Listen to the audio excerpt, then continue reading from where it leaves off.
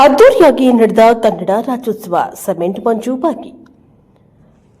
ರಾಷ್ಟ್ರೀಯ ಹಬ್ಬಗಳ ಆಚರಣೆ ಸಮಿತಿ ವತಿಯಿಂದ ಆಲೂರಿನ ತಾಲೂಕು ಕ್ರೀಡಾಂಗಣದಲ್ಲಿ ಆಯೋಜಿಸಿದ್ದ ಕನ್ನಡ ರಾಜ್ಯೋತ್ಸವ ಕಾರ್ಯಕ್ರಮವನ್ನು ಮಾನ್ಯ ತಾಲೂಕು ತಹಶೀಲ್ದಾರ್ ಮಲ್ಲಿಕಾರ್ಜುನ್ ರವರು ಧ್ವಜಾರೋಹಣವನ್ನ ಮಾಡಿ ಧ್ವಜ ಸಂದೇಶವನ್ನ ನೀಡಿದ್ದಾರೆ. ನಂತರ ಸಕಲೇಶಪುರ ಆಲೂರು ಕಟ್ಟಾಯ ವಿಧಾನಸಭಾ ಕ್ಷೇತ್ರದ ಶಾಸಕರಾದ ಶ್ರೀ ಸಿಮೆಂಟ್ ಮಂಜೂರವರು ಭಾಗವಹಿಸಿ ಕನ್ನಡ ರಾಜ್ಯೋತ್ಸವದ ಬಗ್ಗೆ ಉದ್ದೇಶಿಸಿ ಮಾತನಾಡುತ್ತಾ, ಕನ್ನಡವನ್ನ ಬಳಸುವ ಮೂಲಕ ಕನ್ನಡವನ್ನ ಉಳಿಸುವುದು ನಮ್ಮೆಲ್ಲರ ಕರ್ತವ್ಯ. ಸರ್ಕಾರ ಕನ್ನಡ ಶಾಲೆಗಳಿಗೆ ಹೆಚ್ಚು ಅನುದಾನ ನೀಡಿ ಮೂಲಭೂತ ಸೌಕರ್ಯಗಳನ್ನು ಒದಗಿಸಬೇಕೆಂದರು. ಈ ವೇಳೆ ವಿವಿಧ ಕ್ಷೇತ್ರಗಳಲ್ಲಿ ಸಾಧನೆ ಮಾಡಿದ ಗಣ್ಯರಿಗೆ ತಾಲೂಕು ಕನ್ನಡ ರಾಜ್ಯೋತ್ಸವ ಪ್ರಶಸ್ತಿಯನ್ನು ಪ್ರದಾನ ಮಾಡಿದರು. ಈ ಸಂದರ್ಭದಲ್ಲಿ ವಿವಿಧ ಇಲಾಖೆ ಅಧಿಕಾರಿಗಳು, ಕನ್ನಡ ಪರ ಸಂಘಟನೆಗಳ ಕಾರ್ಯಕರ್ತರು, ವಿದ್ಯಾರ್ಥಿಗಳು ಹಾಗೂ ಸಾರ್ವಜನಿಕರು ಉಪಸ್ಥಿತರಿದ್ದರು. ಬ್ಯೂರೋ ರಿಪೋರ್ಟ್ ಶಾಂತ ನಿಲುವಾಗಲು, ಪ್ರಜಾಪವರ್ ಟಿವಿ, ಹಾಸನ. ಪ್ರತಿ ವರ್ಷ ನವೆಂಬರ್ 1ರಂದು ಈ ಪುಣ್ಯಭೂಮಿಯಲ್ಲಿ ನೆಲೆಸಿರುವ ಪ್ರತಿಯೊಬ್ಬ ಕನ್ನಡಿಗನ ಹೃದಯದಲ್ಲೂ ಹೆಮ್ಮೆಯ ದೀಪ ಬೆಳಗುವ ದಿನ.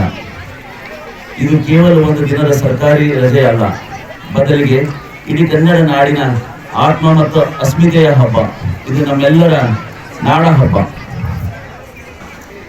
ಈ ದಿನದ ಇತಿಹಾಸವನ್ನು ತಿಳ್ಕೋಬೇಕಾದ್ರೆ ನಾವು ಇಂದು ಸಂಭ್ರಮದಿಂದ ಆಚರಿಸುತ್ತಿರುವ ಈ ದಿನದ ಹಿಂದೆ ಹಲವಾರು ದಾರ್ಶನಿಕರು ಮತ್ತು ಹೋರಾಟಗಾರರ ತ್ಯಾಗ ಮತ್ತು ಬಲಿದಾನ ಅಡಗಿದೆ. ಬ್ರಿಟಿಷರ ಆಳ್ವಿಕೆಯ ನಂತರ ಭಾಷಾವಾರು ಪ್ರಾಂತ್ಯಗಳು ವಿಂಗಡಣೆಯಾದಾಗ ಕನ್ನಡ ಮಾತನಾಡುವ ಪ್ರದೇಶಗಳು ಬಾಂಬೆ, ಮದ್ರಾಸ್ ಮತ್ತು ಹೈದರಾಬಾದ್ ಪ್ರಾಂತ್ಯಗಳಲ್ಲಿ ಚದುರಿ ಹೋಗಿದ್ದವು. ಈ ಚದುರಿದ ಕನ್ನಡ ಮನಸ್ಸುಗಳನ್ನು ಒಂದುಗೂಡಿಸಿ ಒಂದೇ ಸುರಿನುಡಿ ತರಲು ನಾಡಿನ ಹಿರಿಯರು ಸಂಕಲ್ಪ ಮಾಡಿದರು.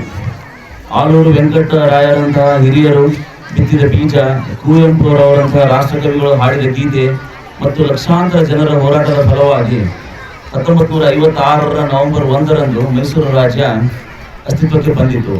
ನಂತರ 1973ರಲ್ಲಿ ಈ ರಾಜ್ಯಕ್ಕೆ ಕರ್ನಾಟಕ ಎಂಬ ಸಾರ್ಥಕ ಹೆಸರನ್ನು ನೀಡಿ ನಮ್ಮೆಲ್ಲರ ಆಶಯವನ್ನು ಈಡೇರಿಸಲಾಯಿತು. ಈ ಐತಿಹಾಸಿಕ ಏಕೀಕರಣಕ್ಕೆ ಕಾರಣರಾದ ಎಲ್ಲಕ್ಕೂ ಸ್ವಾಭಿಮಾನ ಪ್ರತೀಕವಾಗಿದೆ. ಮಾನ್ಯರೇ, ನಮ್ಮ ತಾಲೂಕು ರಾಜ್ಯದ ಪ್ರಗತಿಯ ಮೂಲಾಧಾರವಾಗಿದೆ.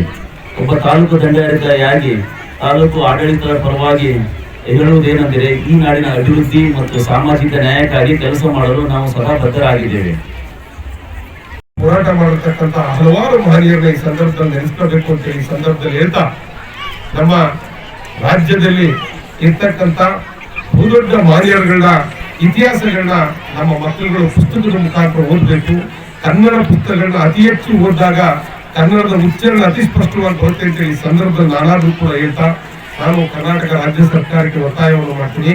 ದಯವಿಟ್ಟು ಪ್ರತಿಯೊಂದು ಹಳ್ಳಿಯಲ್ಲೂ ಕೂಡ ಕನ್ನಡ ಶಾಲೆ ಮುಚ್ಚತಕ್ಕಂಥ ಪರಿಸ್ಥಿತಿಗೆ ಬಂದು ತಲುಪಿದೆ. ನಾವು ರಾಜಕೀಯ ಮಾಡೋ ಭರದಲ್ಲಿ ಕನ್ನಡ ಶಾಲೆಗಳನ್ನ ಎಲ್ಲೋ ಒಂದ್ ಕಡೆ ಮರಿತಾ ಇದೀವಿ. ನಾವು ದಿನೇ ಮಕ್ಕಳುಗಳ ಸಂಖ್ಯೆ ಕಡಿಮೆ ಆಗಿ ನಾವು ಇಲ್ಲಿ ಕೊಡ್ತಕ್ಕಂಥ ಮೂಲಭೂತ ಸೌಕರ್ಯ ಶಾಲೆಯಲ್ಲಿ ಸರಿ ಇಲ್ಲದೆ ಎಲ್ಲ ಪ್ರೈವೇಟ್ ಶಾಲೆಗೆ ಹೋಗ್ತಕ್ಕಂಥ ಸಂದರ್ಭ ನಿರ್ಮಾಣ ಆಗಿದೆ.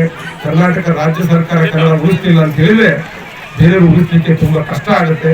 ಈ ಸಂದರ್ಭದಲ್ಲಿ ನಮ್ಮ ಕನ್ನಡಕ್ಕೋಸ್ಕರ ಹಲವಾರು ಸಂಘಟನೆಗಳು ಕರ್ನಾಟಕದಲ್ಲಿ, ನಮ್ಮ ಆಲೂರು ಕೂಡ ಕನ್ನಡ ಪರ ಸಂಘಟನೆಗಳು ದಿನನಿತ್ಯ ಹೋರಾಟವನ್ನ ಮಾಡ್ತಿದ್ದಾರೆ. ಅವರು ಕೂಡ ಈ ಸಂದರ್ಭದಲ್ಲಿ ನಾವು ಸ್ಮರಿಸ್ಕೊಂತ ಈ ಒಂದು ಸುಂದರ ನಾಡು, ಶಿಲ್ಪ ಕಲೆಗಳ ಬೀಡು ಕನ್ನಡ ರಾಜ್ಯವನ್ನ ಕಟ್ಟುವುದಂತ ಹಲವಾರು ಮಹನೀಯರನ್ನ ಮತ್ತೊಮ್ಮೆ ಸ್ಮರಿಸುತ್ತಾ, ಕನ್ನಡವನ್ನ ನಾವೆಲ್ಲರೂ ಉಳಿಸೋಣ, ಕನ್ನಡವನ್ನ ಬೆಳೆಸೋಣ, ನಮ್ಮ ಮನೆಯಲ್ಲಿ ಕನ್ನಡವನ್ನ ಮಾತಾಡೋಣ, ಕನ್ನಡಕ್ಕೆ ಗೌರವವನ್ನು ಕೊಡೋಣ ಅಂತೇಳಿ. ಕರ್ನಾಟಕ ರಾಜ್ಯದಲ್ಲಿ ಬಹುದೊಡ್ಡ ನೈಸರ್ಗಿಕ ಸಂಪತ್ತಿದೆ. ಇವತ್ತು ತಾವೆಲ್ಲರೂ ಕೂಡ ನೋಡಬಹುದು, ಕರ್ನಾಟಕ ರಾಜ್ಯಕ್ಕೆ ಬೇರೆ ಬೇರೆ ದೇಶ ವಿದೇಶಗಳಿಂದ ಈ ಒಂದು ಪ್ರಕೃತಿ ಸೌಂದರ್ಯ, ನಮ್ಮ ಶಿಲ್ಪಕಲೆ ಸಂಪತ್ತು ನಮಗೆ ಗೊತ್ತಿರಬಹುದು. ನಮ್ಮ ಹಾಸನ ಜಿಲ್ಲೆಯಲ್ಲಿ ಅದರಲ್ಲೂ ಕೂಡ ಬೇಲೂರು, ಹಳೆಬೀಡು, ನಮ್ಮ ಶ್ರವಣಬೆಳಗೊಳ ಹಲವಾರು ಶಿಲ್ಪಕಲೆಗಳನ್ನ ಹೊಂದಿರತಕ್ಕಂಥ ತವರೂರು ಇವತ್ತು ನಮ್ಮ ಹಾಸನ ಜಿಲ್ಲೆ. ಹಾಸನ ಜಿಲ್ಲೆನೂ ಕೂಡ ಒಂದು ರೀತಿಯಲ್ಲಿ ಹೊಯ್ಸಳರ ಸಾಮ್ರಾಜ್ಯ ಆಳ್ವಿಕೆ ಮಾಡ್ತಕ್ಕಂಥ ಜಾಗ. ಇವತ್ತು ಹೊಯ್ಸಳರನ್ನ ನೆನೆಸ್ಕೊಂಡ್ರೆ ಬೇಲೂರು, ಹಳೆಬೀಡನ್ನು ನೋಡಿದ್ರೆ ಆ ಒಂದು ದೇವಾಲಯವನ್ನ ಕಟ್ಟಿರ್ತಕ್ಕಂಥ ಶೈಲಿ, ಕನ್ನಡಿಗರ ಶಕ್ತಿ ಏನು ಅಂತಕ್ಕಂಥದ್ದು ಗೊತ್ತಾಗುತ್ತೆ. ಇವತ್ತು ಕನ್ನಡ ಉಳಿಸ್ಲಿಕ್ಕೆ ನಾವೆಲ್ಲರೂ ಕೂಡ ಶ್ರಮ ಪಡಬೇಕಾದಂತ ಅವಶ್ಯಕತೆ ಇದೆ. ಏಕೆಂತ ಹೇಳಿದ್ರೆ ಇವತ್ತು ಎಲ್ಲಿ ನೋಡಿದ್ರು ಕೂಡ ಆಂಗ್ಲಮಯ ಆಗೋಗಿದೆ. ಏಕೆಂತ ಹೇಳಿದ್ರೆ ಅದು ಆಂಗ್ಲ ಮಾತಾಡ್ಲದೇ ಒಂಥರ ನಮ್ಗೆ ಏನೋ ಒಂದು ದೊಡ್ಡ ಇದು ಅಂತಕ್ಕಂಥ ಭಾವನೆ ಇವತ್ತಿನ ಯುವ ಜನಾಂಗದಲ್ಲಿ ಬಂದಿದೆ.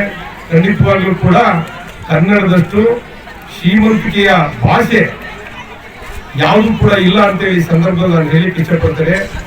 ಸರ್ಕಾರನು ಕೂಡ ಕನ್ನಡವನ್ನು ಉಳಿಸ್ಲಿಕ್ಕೆ ನಾವು ಬೇರೆ ಬೇರೆ ದೇಶಕ್ಕೆ ಹೋದಂತ ಸಂದರ್ಭದಲ್ಲಿ ಇಂಗ್ಲಿಷ್ ಬೇಕು ನಾವು ಬೇಡ ಅಂತ ನಾನು ಹೇಳಿಕ್ಕೆ ಇಷ್ಟಪಡಲ್ಲ. ಆದ್ರೆ ನಮ್ಮ ರಾಜ್ಯದಲ್ಲಿ ನಾವು ಮಾತಾಡ್ತಕ್ಕಂಥ ಸಂದರ್ಭದಲ್ಲಿ ನಮ್ಮ ಮಕ್ಕಳುಗಳಿಗೆ ಕನ್ನಡವನ್ನು ಸ್ಪಷ್ಟವಾಗಿ ಕಲಿಸ್ಬೇಕಾದಂತ ಅವಶ್ಯಕತೆ ಇದೆ. ಇವತ್ತು ಪ್ರತಿಯೊಬ್ಬರು ಕೂಡ ಕನ್ನಡ ಮಾತಾಡ್ಬೇಕಾದ್ರೆ ಇಂಗ್ಲಿಷ್ ಪದಗಳನ್ನ ಸೇರ್ಕೊಂಡ್ರೆ ಮಾತಾಡ್ಲಿಕ್ಕೆ ಸಾಧ್ಯ ಇಲ್ಲ ಅಂತಕ್ಕಂಥದ್ದು ಇವತ್ತು